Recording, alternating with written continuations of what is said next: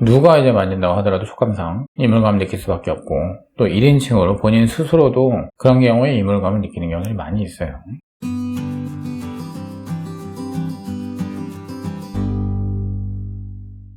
이런 하이퍼 모빌리티와 완전히 반대의 어떤 경향은 너무 한 군데 잡혀있는 느낌, 너무 과소한 유동성, 이제 이런 경우죠. 이거는 구축에서 사실은 이제 가장 대표적으로 많이 나타날 수가 있는 거죠. 자, 보형물이 부드럽게 유동을 해줘야 되는데 유동이 안 되고 아예 얘는 그냥 한 군데 그냥 잡혀있다. 그 누워서도 한 군데 있고, 일어서서도 그냥 그 자리에 있고, 거기다 흔들어 봐도 그 자리에 있고. 자, 이건 구축이에요, 사실은 대부분. 구축이 이제 와 있는 경우에는 당연히 환자 입장에서 불편한 느낌, 이제 이물감, 이런 걸 또 느낄 수밖에 없죠. 왜냐하면은 내 살이라고 하면은 이제 내가 몸을 움직이는 거에 따라 가지고 뭐 자세를 이렇게 기울이면 얘도 이렇게 기울고, 이렇게 기울이면 얘도 이렇게 기울고, 또 이제 걷고 뛰고 한다 그러면 이제 거기에 따라 유동을 해줘야 되잖아요.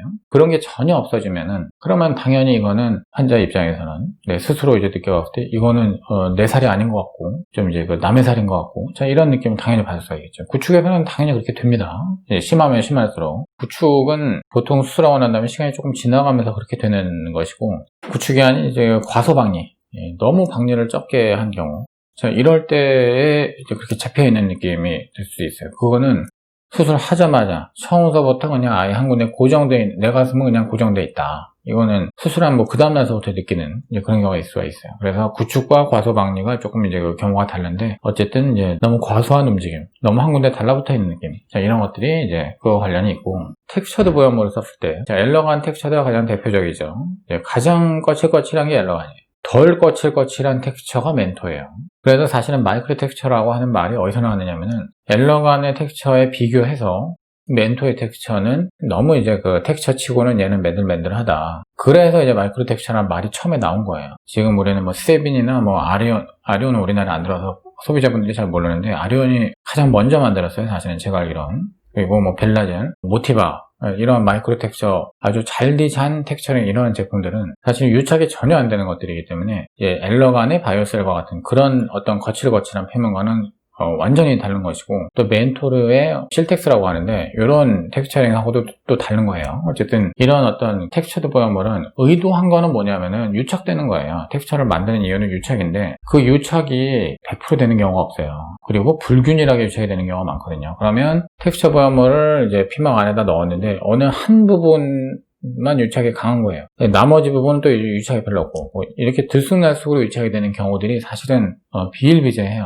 그러면 어디는 아주 꽉 잡혀있는 이제 그런 부분이 있고, 어디는 또 유동이 있는 부분이 있고 이렇잖아요. 자, 이렇게 불균일하게 되어 있으면은 가슴에 갖다 이렇게 흔들어 보면은 또 이제 내가 이제 근육을 이렇게 움직여 볼 때 뭐 여기 당기는 느낌, 또 뭔가 이제 뭐 내가 움직일 때 걸리는 느낌, 뭔가 내 가슴처럼 이렇게 자연스럽게 유동을 하다가 뭔가 좀 걸리는, 뭐 그런 것을 이제 호소하시는 분들이 있는데, 그런 증상들이 이제 텍스처드 보형물하고 또 관련성이 있을 수 있는 거죠. 당연히 표면이 맨들맨들한 스무스 타입 보형물들은 그런 유착하고 관련된 그런 증상은 없죠. 여기에서 이제 혼동이 굉장히 많은데, 사실은 병원들이 이거를 설명을 잘 안 해주려고 그래요. 왜냐면은 보형물의 쉘은 스무스하고 텍스처 딱 이제 이 두 종류예요, 사실은. 그런데 이제 병원들이 너나 없이 기존의 어떤 스무스 텍스처를 넘어서는 뭔가 이제 신제품이 있는 것처럼 이제 자꾸 광고를 갖다 이제 하다가 보니까, 그래야지 이제 그런 제품들을 쓰면은 부작용이 마치 적은 것처럼 이렇게 이야기를 해서 수술비를 갖다 좀 더 이제 올려받고, 병원 입장에서는 이윤을 더 추가할 수 있기 때문에. 근데 그건 사실이 아니거든요. 사실은 스무스 쉘과 텍스처드 쉘, 이 두 가지가 있는 거예요. 그거 이외에는 사실은 없다고 봐야 돼요. 그리고 그 두 가지를 나누는 가장 정확한 기준은 뭐냐, 텍스처 쉘은 유착이 되는 거고, 스무스 쉘은 유착이 안 되는 걸 얘기하는 겁니다.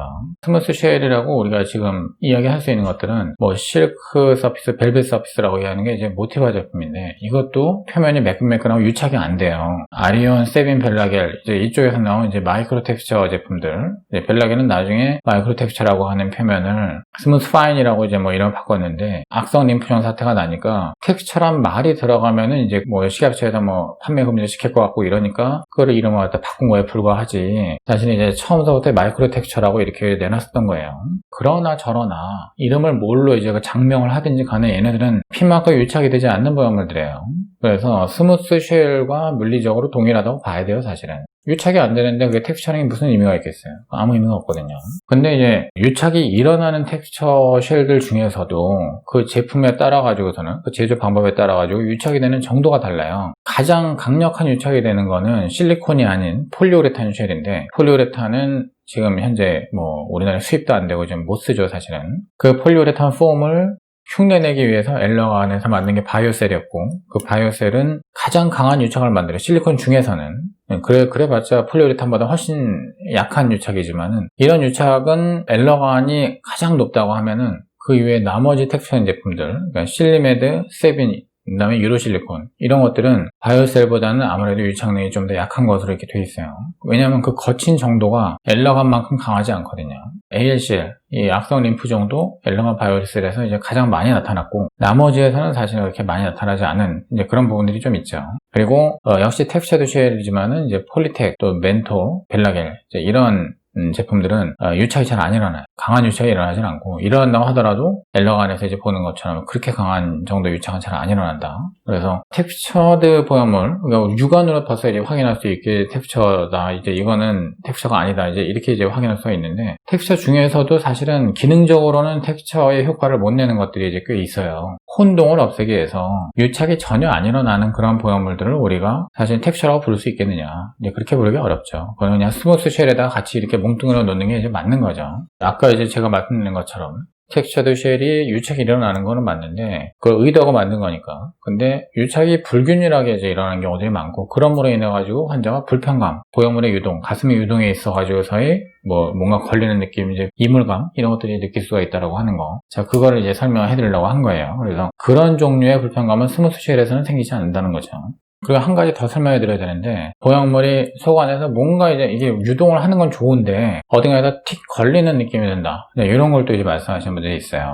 자, 그거는 보형물이 이제 근육 위쪽에 있지 않은 이상은 근육 하부와 늑골 사이에 이제 있는 거거든요.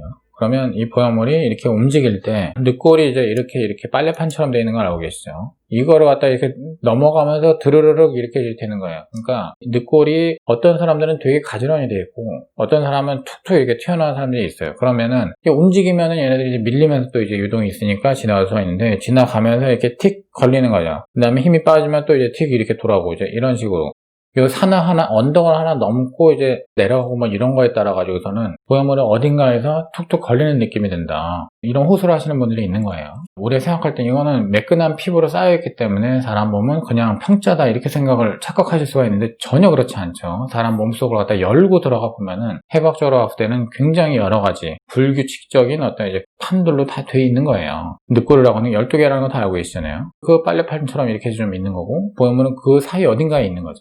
당연히 내가 운동을 하고 자세를 어떻게 취하고 이런 거에 따라 가지고서는 유동을 하면서 어딘가에 걸리는 느낌, 그러면서 이물감, 이제 그런 거를 또 가져올 가능성이 있는 거죠. 자, 요거는 전혀 못 느끼는 분들이 있고, 느끼는 경우가 있을 수 있고, 이제 그런 거예요.